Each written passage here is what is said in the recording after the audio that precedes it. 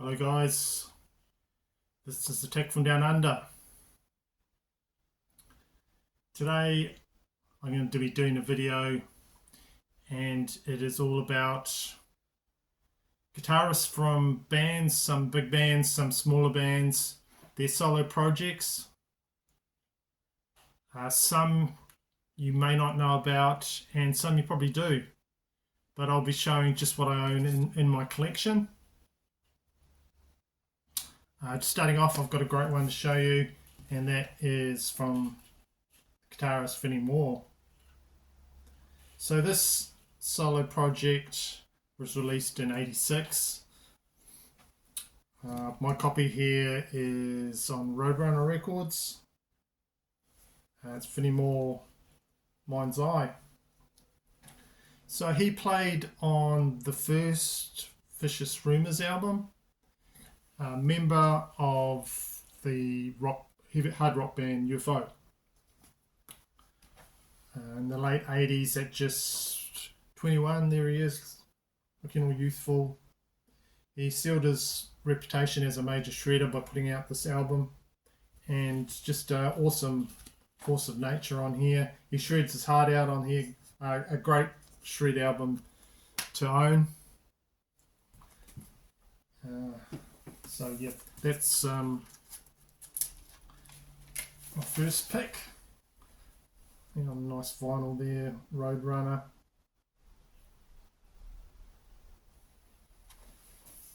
If you like those sort of albums with shredding, you know, that's one to pick up.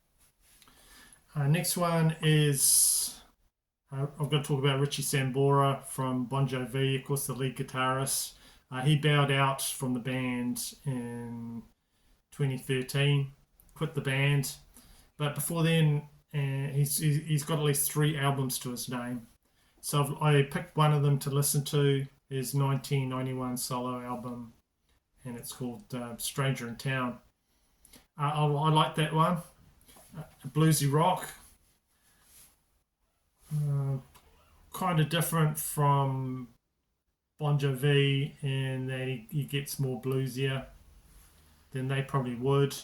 The song Father Time is a favourite of mine on there, because he's got some actually band members from Bon Jovi playing on the one I'm talking about, Stranger in Town. Even brings in Eric Clapton for a song on the song Mr. Bluesman. So you know, apart from playing on that album, he does the lead vocals. And, you know, as you know, he's good at backing vocals on Bon Jovi and not bad at lead vocals either. So that was one that I thought was good to mention. I do not own it, but it's on my want list on Discogs, so we'll pick it up.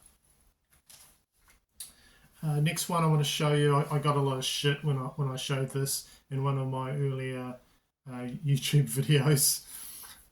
Did not get many positive comments about it, and it is a album from Kirk Hammett from Metallica. So he's been with the band since 1983. 2022 he released a solo extended play, and this is called Portals. Interesting cover art on the front and back. So I think this initially came out as a download, but then for Record Store Day they decided to put it out as a vinyl release. I think it was fairly limited, so I picked it up. Why not? And at the time, he said that it's a soundtrack to, you know, just like a homage or whatever you call it, to all the horror movie soundtracks he listened to, because he's a horror movie fan, or Western movie soundtracks for those Italian Westerns. So the first side, it's got Maiden and the Monster. You know, it could be used on a horror soundtrack, and the Djinn. And then in the second side, you've got High Plains Drifter, which is also a Clint Eastwood movie. So, you know, instrumentals. If you're a hardcore Metallica fan, you know, nothing in here you probably wouldn't like this. So maybe that's why I got a lot of shit for showing it. But I don't know, maybe they don't like the guy, I don't know. It's on a, I think it's called Sea Blue or something like that, vinyl at the time.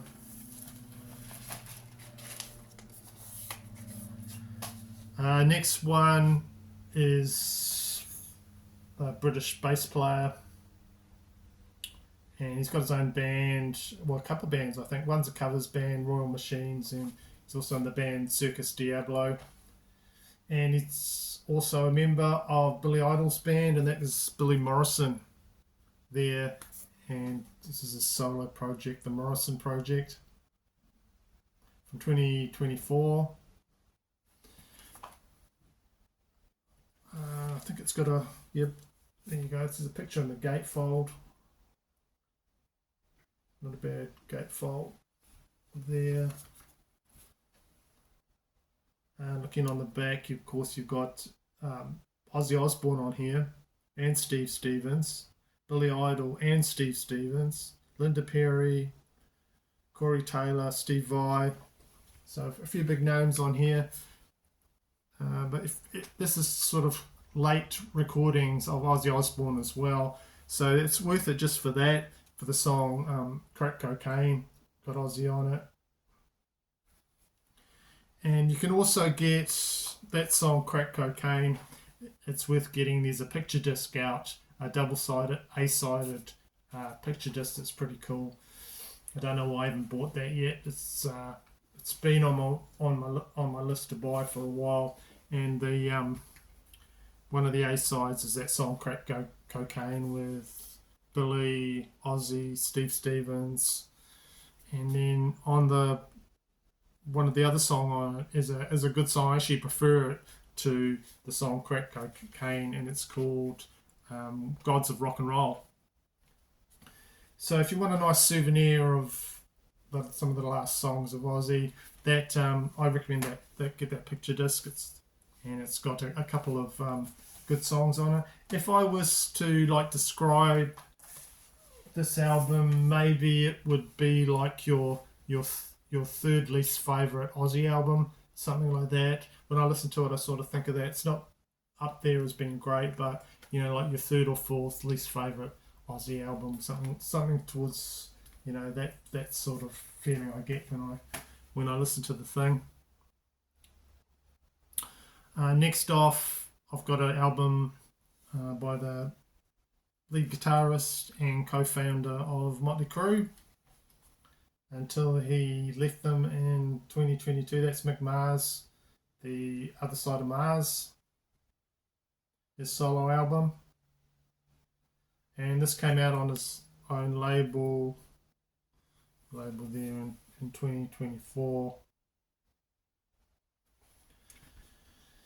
So with the title Other Side of Mars, he's making sort of a mission statement that he's going to try, branch off on his own and try new types of music that mean something to him, new different musical styles. He's brought in a singer called Jacob Bunton, who does the singing. Mike just, of course, does the grungy guitar and, on here. And some of it's softer tracks. But a lot of it is Motley Crue sounding. It's different, but it doesn't sort of stray too far from what the guy is sort of known for. Really boring gatefold there. But this album's actually growing on me quite a bit the more I listen to it. And you can pick it up here in New Zealand for just about, I think I bought that for $7, which is ridiculous for a record, very cheap. And it's on Transparent there.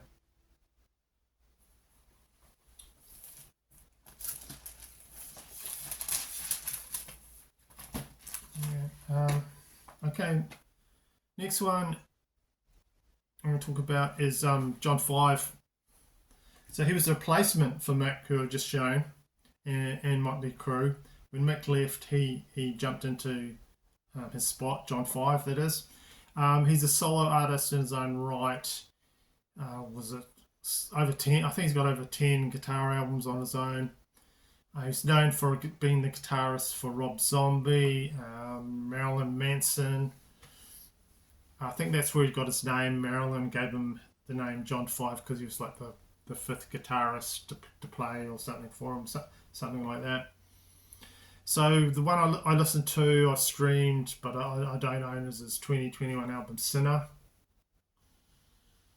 Got a good track on it with called Que Pasa with Dave Mustaine from Megadeth. He does a cover of Queen's Crazy Little Thing Called Love, which, it's not my favourite Queen song, but it's okay. And on the album, he collaborates with Peter Criss from Kiss on a song called Georgia on My Mind as well. So yeah, not a bad album. I tried to give that a go. Next one, who we're going to talk about? Massively popular guitarist was in Led Zeppelin, and of course it's Jimmy Page from Led Zeppelin. This is kind of an underwhelming solo album on Geffen Records for me. Came out in 1988. The name of it is Outrider. And you've got one of his old bandmates on here as well, Robert Plant. You've got another Led Zeppelin connection. You've got Jason Bonham, the son of John Bonham, on here as well. I just get a feeling this could have been epic and huge, but it didn't set the world on fire when it came out, put it that way. The songs are a bit mediocre. The instrumentals are, wasting my time. Just rock out a bit on that one there. The vocals by John Miles. That's okay, but just not massively memorable to me. I'll probably give it another listen before I pack it away. But it's Jimmy Page solo record Outrider. Next one I want to talk about is one that's got it's a 2-for-1. I've got two well-known guitarists on the same EP or mini album, and that is Brian May from Queen is on here, Eddie Van Halen from, of course, Van Halen. It's called the Starfleet Project. So when I asked my friend, who's like a massive Queen fan, is Brian May's solo stuff any good? He just turned around and said it's all shit. I think he liked maybe one song, but he did own this album in his collection when I went around to his house, called Starfleet Project, and this sort of intrigued me enough to pick it up when I saw it, and it's a promo copy there.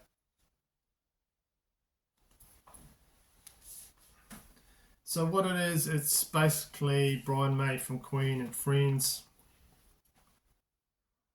It says it there.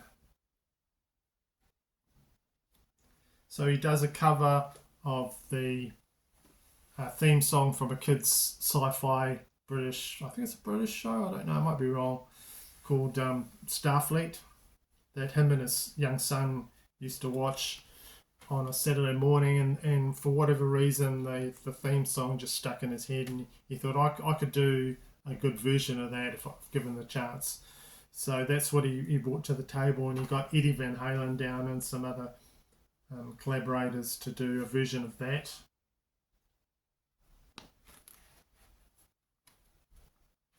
So there's some moments of guitar brilliance from Brian and Eddie Van Halen, but it's not essential. This, you don't really need to have it. It's quite cool there in the insert. You see all the guitars sitting there. Cool pictures there. Really ugly looking couch there.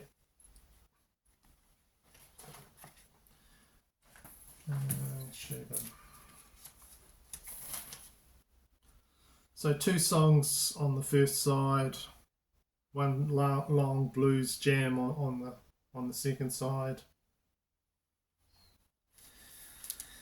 There's expensive re-release of this, but unless you're a completist, total completist, you probably won't need to pick that up. Like my friend Eddie said, who's a massive Queen fan, you don't need it. Okay, next, there've been a number of solo albums released from Guns N' Roses guitarists. Izzy Stradlin put together a band. Duff McKagan has got solo stuff. Have started other bands and projects.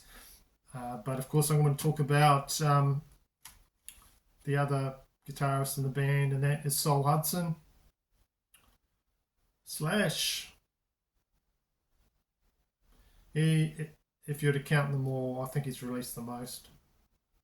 Firstly, after leaving Guns N' Roses, he put the group together, Slash's Snake Pit. He did 6 solo albums.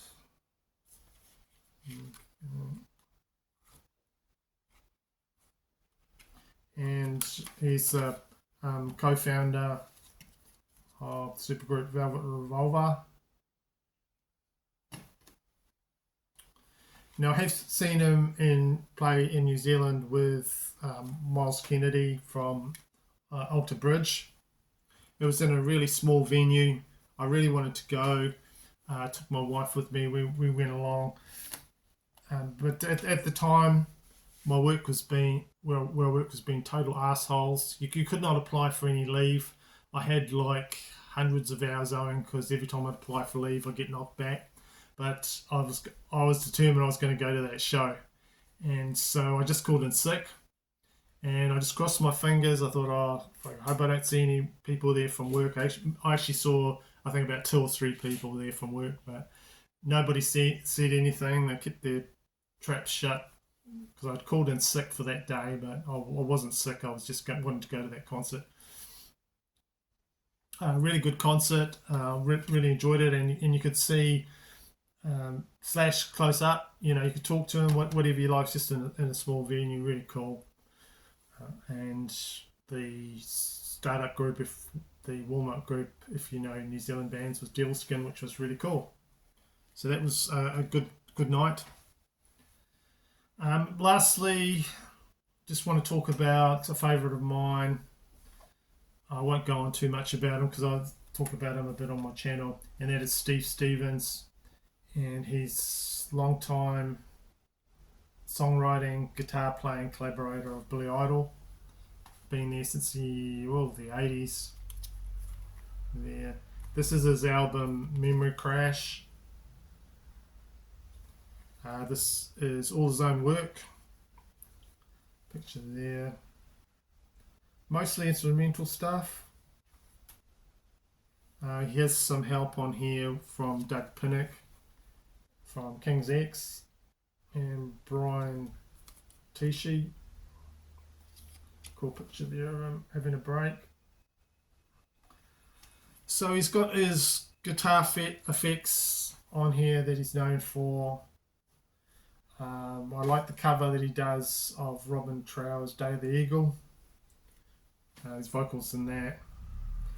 And he just comes in, he's an effective guitar player, just does his piece, does a great job, as always. And then, out he goes, there. So if I was going to go through all these albums, ones that I think is worth your time, so I think that one, the first one, that one there's worth investigating. If you like kind of blues rock, the Richie Sambora one. What else have we got? Like I say, if not this one would be if I was to rank it, not a massive album, but worth having a listen at least, from Billy Morrison. So there you go, that's my video of Guitarist Solo Projects. I'll just mention a few honourable mentions. You can put yours in the comments if there's others that you think I should have included. So Vinnie Vincent, played with Kiss, got his Vinnie Vincent Invasion. Myriador, the guitarist for Greta Van Fleet's got his own solo project going. You could include Tony Iommi's Seventh Star. It does say Black Sabbath on that album, but it's kind of a solo project from him. Tom Morello is another guy that has got his bunch of solo albums. And KK from Judas Priest, he's got his own thing going, KK's Priest. So yeah, let me know what you thought of some of my ones I have in my collection. What do you have in your collection that you think I might like? And thank you for watching. And my next video I'll probably be I've got more music news I need to talk about. So check out that one when it comes. I don't know when. And so thanks for watching.